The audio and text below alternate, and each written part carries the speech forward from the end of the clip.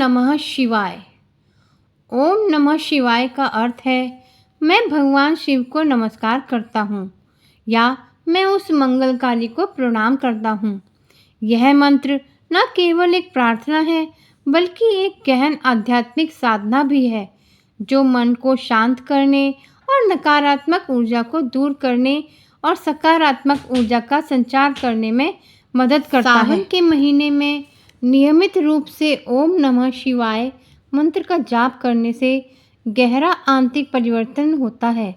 यह मंत्र भक्तों को भगवान शिव की दिव्य चेतना से जुड़ने में मदद करता है, जिससे जीवन के उच्च सत्यों की गहरी समझ प्राप्त होती है।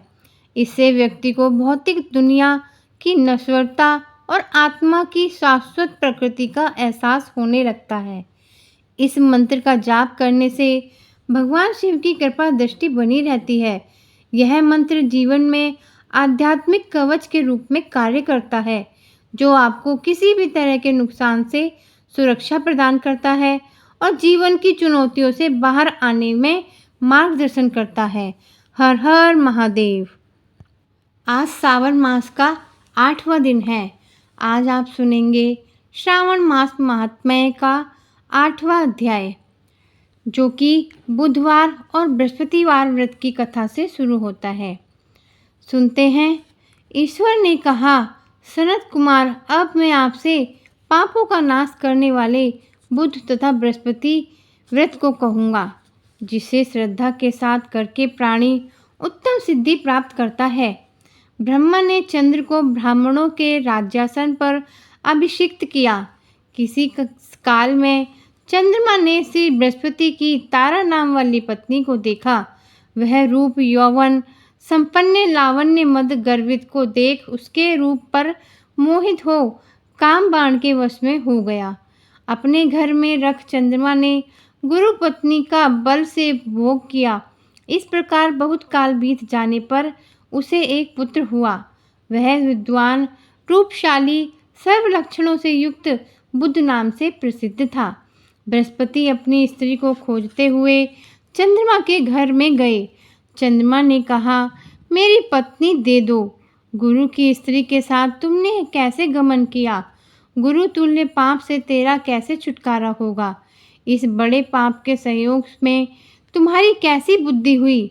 अपनी इस प्रिया तथा अपनी गुरु की स्त्री को मुझे चुपचाप दे दो और प्रायश्चित को एकांत में करके पाप से रहित हो जाओ। यदि ऐसा न करोगे तो इंद्र सभा में तेरे इस पाप को कहूँगा। बृहस्पति के यों कहने पर भी कलंकित चंद्रमा ने गुरु पत्नी तारा को नहीं लौटाया, तो देव सभा में जाकर बृहस्पति ने इस वार्ता को कहा कि मेरी पत्नी को चंद्रमा ने ग्रहण कर लिया है और वह मांगने पर भी मेरी पत्नी नहीं देता है। हे इंद्र, आप देवराज हैं, आप मेरी पत्नी को आज्ञा से दिला दें, अन्यथा चंद्रमा कृत पाप आपको होगा। इसमें संशय नहीं, क्योंकि राज्य का पाप शास्त्र के निर्णय से राजा को ही भोगना पड़ता है। दुर्बल का बल राजा है और यह पुराणों में कहा गया है। गुरु की वार्ता सुनकर इंद्र ने चंद्रमा को बुलवाया। क्रोध से आज्ञा दी कि हे चंद्र, गुरु बृहस्पति की पत्नी को दे दो। अन्य की पत्नी के संग गमन करना पाप कहा गया है। गुरु पत्नी के संग तो महापाप है। अतः हे चंद्र, गुरु की भार्या को बिना विचारे ही लौटा दो। इंद्र की वाणी को सुन निशापति ने कहा, आपकी आज्ञा से भार्या को देता हूँ, पर पुत्र को न दूंगा। यह मेरे से उत्पन्न है, मेरे वैभव से संपन्न है। इस बात पर बृहस्पति ने कहा कि यह पुत्र मेरे से उत्पन्न है। इसमें देवता गण को संशय उत्पन्न हो गया।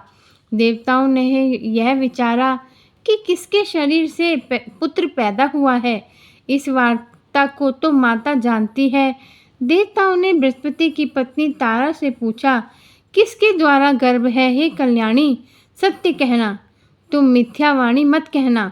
लज्जा से संपन्न तारा ने कहा, चंद्र का औरस और बृहस्पति का क्षेत्रज्ञ पुत्र है। आप लोग जिसे सुयोग्य जाने उसे दें। ऐसी वाणी देवताओं से ने शास्त्र में विचार कर उस बुध नाम के लड़के को चंद्रमा को दिया। इससे गुरु को खिन्न देख देवों ने दोनों को वर दिया। चंद्रमा से कहा कि हे चंद्रमा, तुम घर जाओ, यह पुत्र तुम्हारा है। चंद्रमा तथा बृहस्पति पुत्र यह ग्रह होगा। हे आचार्य, और भी शुभ वर को ग्रहण करो। जो प्राणी दोनों का मिलकर एक साथ व्रत करेगा उसे सब सिद्धियों की प्राप्ति होगी। यह सत्य है, इसमें संशय नहीं है। शंकर के प्रिय श्रावण महीने के प्राप्त होने पर बुध और गुरुवार के दिन जो अर्चना करेंगे उनके खजाने धन पुत्र पौत्र आदि से भरे रहेंगे।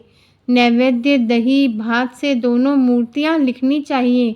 स्थान भेद से फल भेद होता है।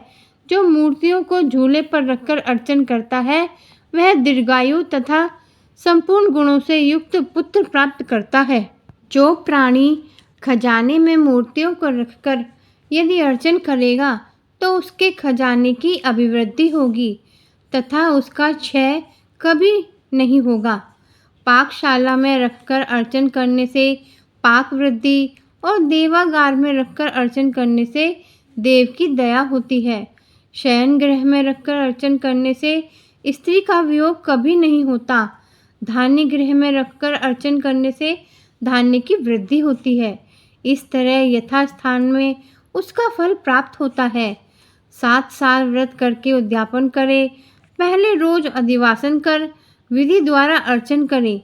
सोने की प्रतिमा का निर्माण विधि द्वारा अर्चन करे। 16 उपचार द्वारा अर्चन कर होम करे। तिल घी तथा खीर प्रज्वलित अग्नि में दे। चिचड़ा तथा पीपल की समिधा से होम कर पूर्णाहुति करे। मामा तथा भांजे को अच्छा भोजन कराकर अन्य ब्राह्मणों को भोजन कराए और स्वयं भी भोजन करे। इस प्रकार 7 साल तक व्रत करने वाला व्रती सब इच्छाओं को प्राप्त कर लेता है। सनत कुमार ने शंकर जी से कहा, हे भगवान, आपने जो मामा तथा भांजे को भोजन कराओ ऐसा कहा, इसके कारण को कहें। ईश्वर ने कहा, हे सनत कुमार, पहले समय में मामा और भांजा दोनों दरिद्र थे। वे दोनों भोजन के लिए घूमते हुए थक गए। किसी सुंदर नगर में वे दोनों धान्य मांगने के लिए गए। उन्होंने प्रत्येक मकान में श्रावण महीने में उसी व्रत को देखा। हर एक वार को उस व्रत को करते हुए देखा, पर बुध तथा गुरु का कहीं व्रत नहीं देखा। उस समय उन लोगों ने बहुत काल तक आपस में विचारा कि सब जगह सूर्य तथा अन्य वारों का व्रत देखा जा रहा है, पर बुध और गुरुवार का व्रत देखने में कहीं नहीं आया। अतः हम दोनों क्यों न बुध तथा गुरुवार का व्रत करें, क्योंकि किसी ने इस व्रत को नहीं किया। अतः यह अनुष्ठित व्रत इसे सादर करें। पर व्रत विधान न जानने से फिर दोनों संशयापन्न हो गए। तब उसी रात में उन दोनों को स्वप्न में विधि ज्ञात हुई। स्वप्न से ज्ञात विधि द्वारा व्रत को दोनों ने किया तथा बड़ी संपत्ति प्राप्त की। उनका ऐश्वर्य दिनों दिन बढ़ता नजर आने लगा। इस प्रकार 7 साल तक व्रत कर वे पुत्र पौत्र आदि से संपन्न हो गए। प्रत्यक्ष हो बुद्ध तथा गुरु ने उन दोनों को वर दिया कि आप लोगों ने हमारे व्रत का सुविचार किया, अतः आज से इस शुभ फल को जो करेगा वह निश्चय मामा तथा भांजे को भोजन करवावेगा। हर हर महादेव। आप सुन रहे थे श्रावण मास महात्म्य का 8वां अध्याय। कल हम सुनेंगे 9वां अध्याय। अगर आप मेरे चैनल पर नए हैं तो आप मेरे चैनल को शेयर, सब्सक्राइब और लाइक ज़रूर करें और पुण्य के सहभागी बने। तब तक के लिए मिलते हैं अगली वीडियो में। हर हर महादेव। महादेव आपकी सभी मनोकामनाएं पूर्ण करें।